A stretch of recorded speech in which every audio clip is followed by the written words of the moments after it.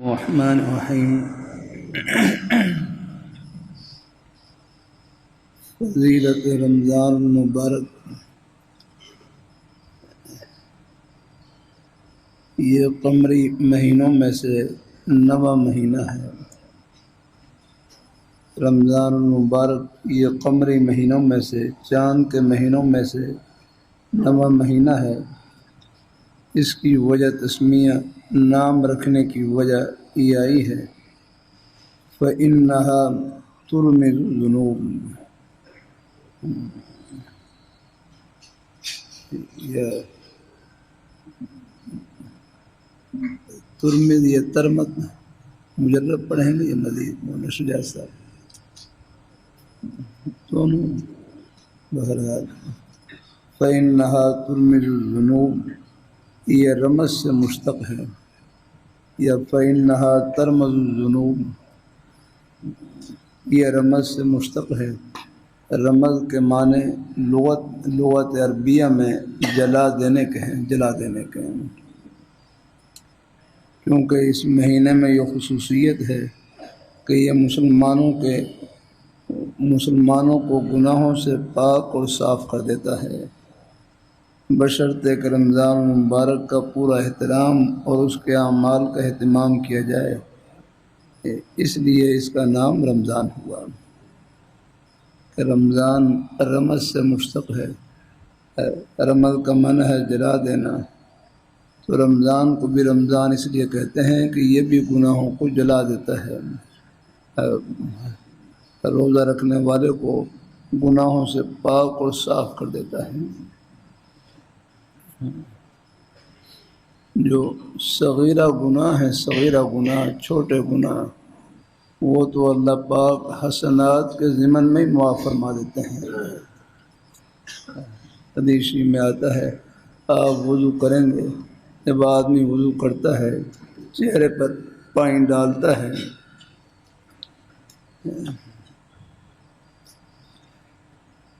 چہرے سے پانی نیچے گرتا ہے تو 7 گناہ بھی گر جاتے ہیں، گناہ بھی جھڑ جاتے ہیں۔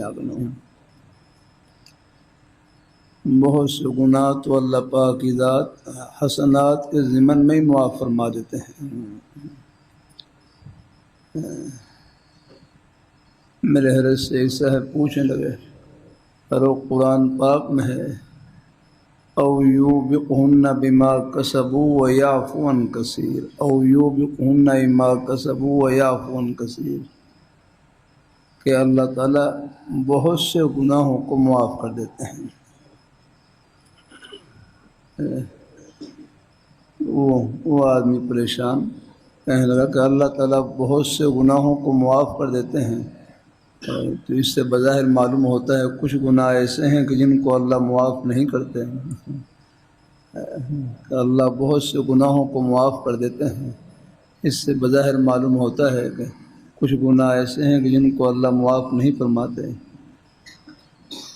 بھائی، اپنے بڑوں کے سائے کی بڑی برکت ہوتی ہے اور ضرورت ہوتی ہے۔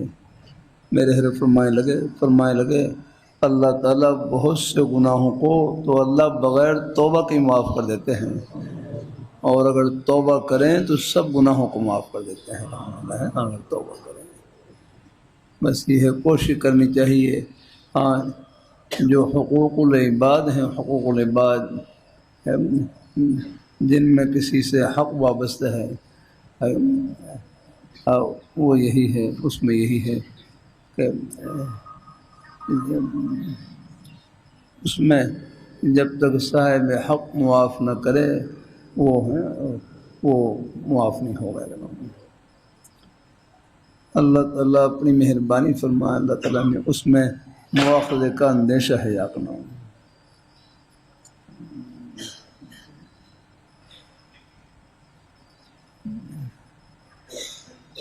آپ صلی اللہ علیہ وسلم نے عرفات کے موقع پر دعا فرمائی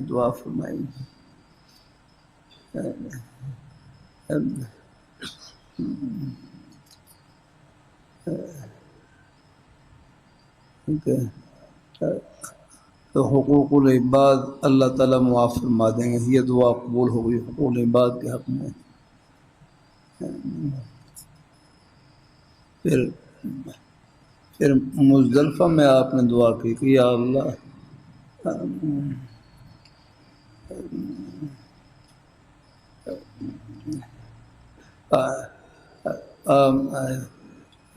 آپ کے کرم کے خزانے بہت وسیع ہیں کہ آپ جو صاحب حق ہیں میں آپ ان کو اپنی طرف سے ان کا حق ادا کر دیں، اجر و ثواب عطا کر دیں، اور آپ حقوق العباد کو ہی معاف فرماتے ہیں۔ تو وہاں پر کہتے ہیں مزدلفہ میں آپ کی یہ دعا بھی قبول ہو گئی۔ لیکن بہرحال پھر بھی دیکھو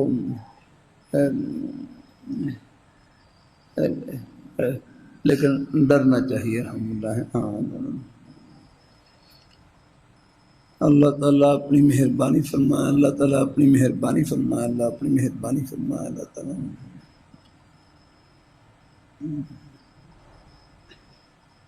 حق تعالیٰ نے اس ماہ مبارک کی اپنی طرف خاص نسبت فرمائی ہے۔ حدیث میں ہے رمضان شہر اللہ، رمضان حق تعالیٰ کا مہینہ ہے، اور یہ ظاہر ہے ہر چیز کی نسبت کی وجہ سے منسوب الیہ کی عظمت کے اثرات پیدا ہوتے ہیں۔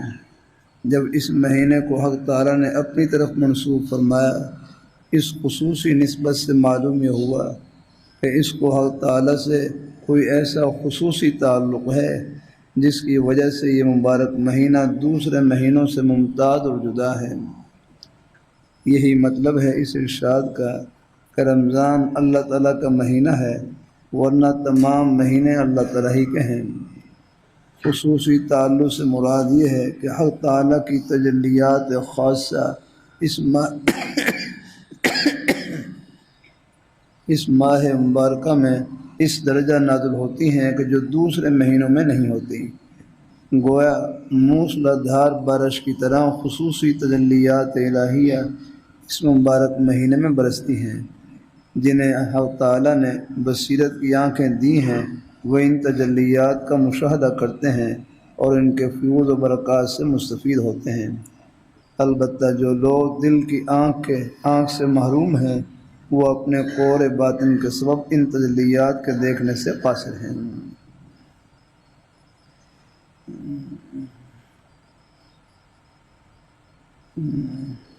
گرم بیند بروز شپرائے چشمہ آفتاب را چه گناہ۔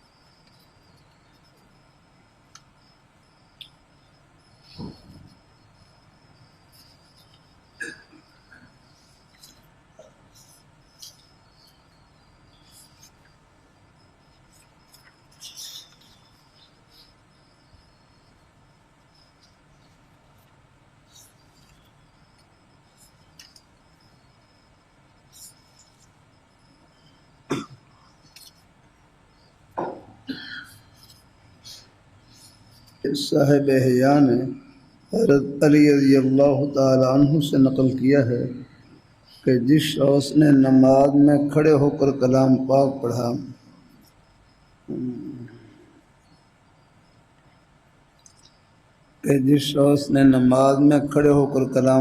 پڑھا اس کو ہر حرف پر 100 نیکیاں ملیں گی۔ کہ صاحب احیاء نے حضرت علی رضی اللہ تعالیٰ عنہ سے نقل کیا ہے کہ جس شخص نے نماز میں کھڑے ہو کر کلام پاک پڑھا اس کو ہر حرف پر 100 نیکیاں ملیں گی، اور جس شخص نے نفل نماز میں بغیر عذر کے بیٹھ کر پڑھا اس کے لیے 50 نیکیاں ملیں گی، اور جس نے بغیر نماز کے وضو کے ساتھ پڑھا اس کے لیے 25 نیکیاں، اور جس نے بلا وضو پڑھا اس کے لیے 10 نیکیاں ہیں۔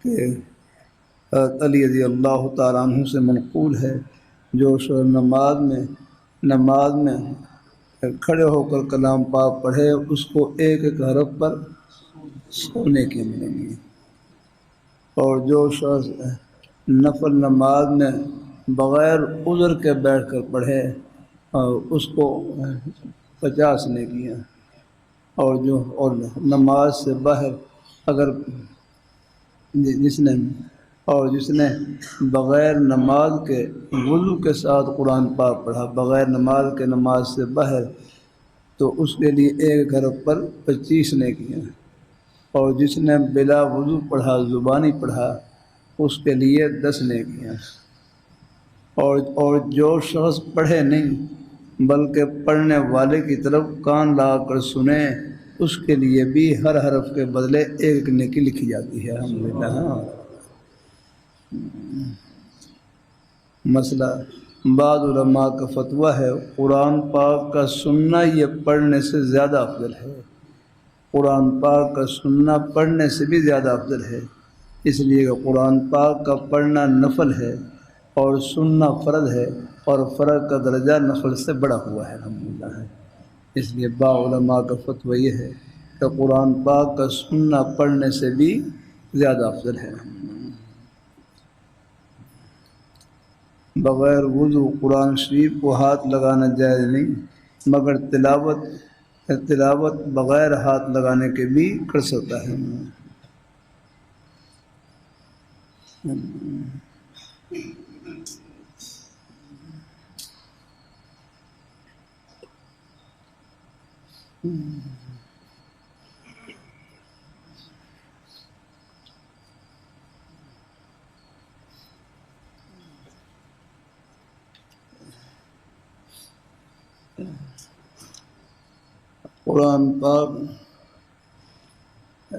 قرآن پاک کی محبت اللہ نے ہر مسلمان کے سینے میں اللہ نے نصیب فرما رکھی ہے۔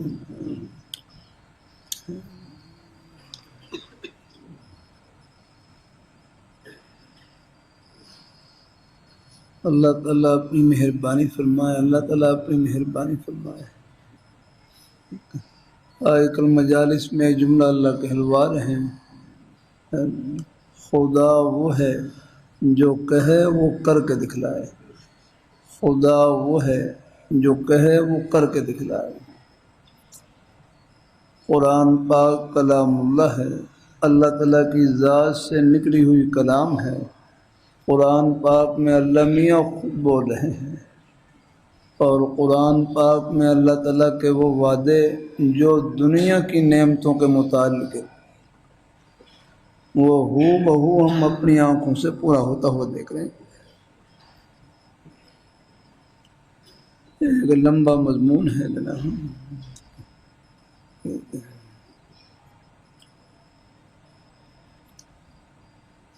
آپ دیکھ لیں۔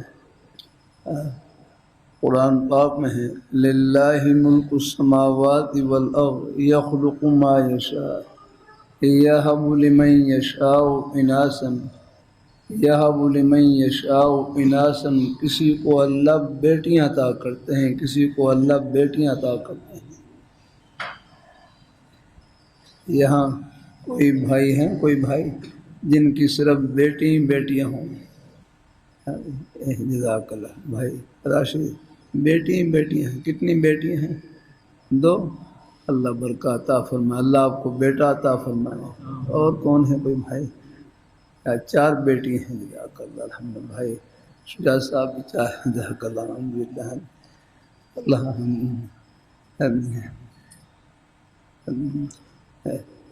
بیٹی والے پہلے نمبر پر ہیں الحمدللہ۔ ہاں، ایک روایت میں آتا ہے، ایک حدیث میں، وہ گھر والی جس کو اللہ تعالیٰ اولاد میں پہلے بیٹی عطا فرمائے، ہاں وہ گھر والی خوش نصیب ہے جن کو اولاد میں اللہ تعالیٰ پہلے بیٹی عطا فرمائے ہیں۔ بیٹی اللہ تعالیٰ کی رحمت ہے۔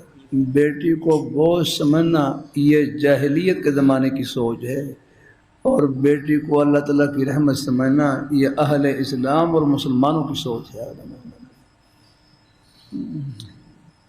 بیٹیوں کے بارے میں خیال آ جاتا ہے ان کو کون پالے گا، انہوں کون پالے گا؟ بھائی جو تمہیں پال رہا ہے وہی ان کو پالے گا یار۔ ہاں، پالنے والی ذات تو اللہ تعالیٰ کی ہے۔ ہاں،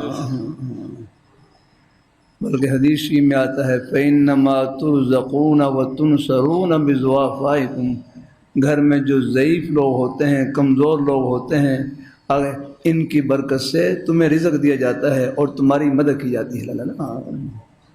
ہاں، یہ بیٹیاں ہیں نا، یہ رزق کی برکت ہے۔ الحمدللہ۔ ہاں، اللہ اپنی بارگاہ میں قبول فرما۔ الحمدللہ۔ بیٹی اللہ تعالیٰ کی رحمت میں،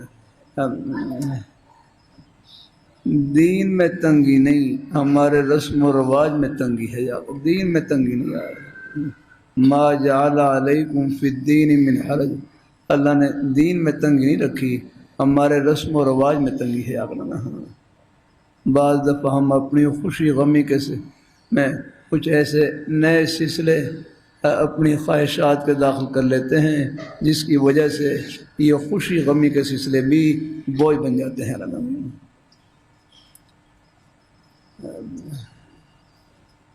اللہ اپنی مہربانی فرمائے۔ اللہ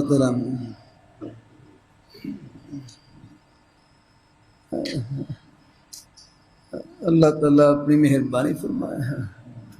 کبھی کبھی نکاح کے موقع پر کر دیتا ہوں نا، نکاح پڑھانے کے بعد کچھ باتیں کر دیتا ہوں کہ نکاح خوشی کا موقع ہے، لیکن اپنی خوشی سے اللہ تعالیٰ کی خوشی کو پہے رکھنا ہے۔ کہ نکاح خوشی کا موقع ہے لیکن اپنی خوشی سے اللہ تعالیٰ کی خوشی کو پہے رکھنا ہے۔ جیسے عید کا موقع خوشی کا موقع ہوتا ہے، عید کا موقع خوشی کا موقع، اور نمازوں میں ایک تکبیر، عید کی نماز میں اللہ تعالیٰ نے 6 تکبیریں زیادہ رکھی ہیں، اور حرم شریف میں نماز پڑھیں وہاں تو مقال 10-12 مرتبہ تکبیر کہتے ہیں، وہاں اس سے بھی زیادہ ہے۔ زبیر سو گئے اللہ تعالیٰ اپنی مہربانی فرمائے۔ اللہ تعالیٰ اپنی مہربانی فرمانا۔ تو بھائی کوئی بار ذہن میں آ گیا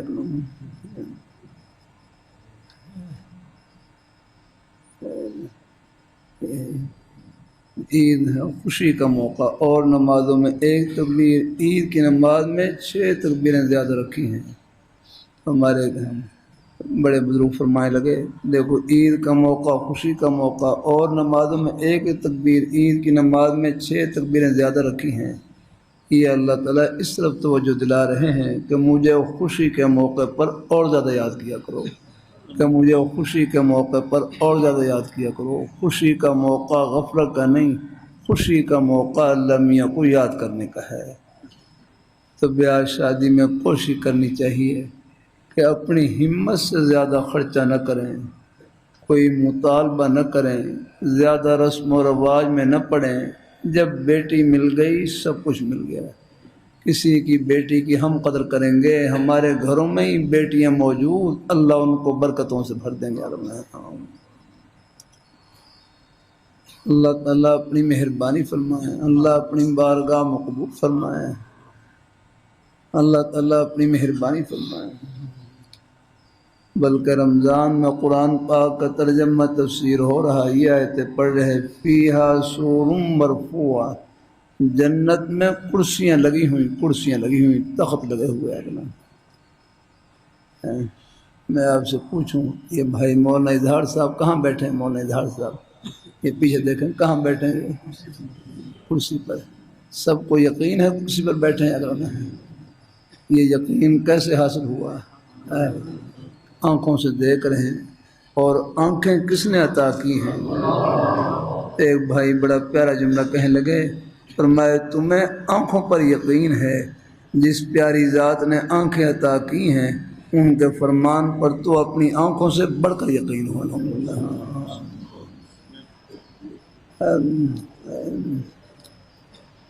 اللہ تعالیٰ اپنی مہربانی ہے۔ آخرت کی سب باتیں برحق اور سچ یاگنا، ایک ذرے کا شک نہیں یاگنا۔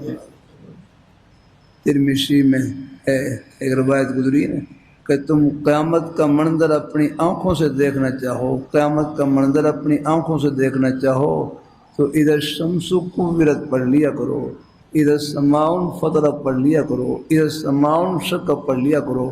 یہ گویا کیسا ہے کہ آپ نے قیامت کا منظر اپنی آنکھوں سے دیکھ لیا۔ الحمدللہ، یعنی اللہ تعالیٰ کا ایک فرمان برحق اور سچ، ایک ذرے کا شک نہیں آگنا۔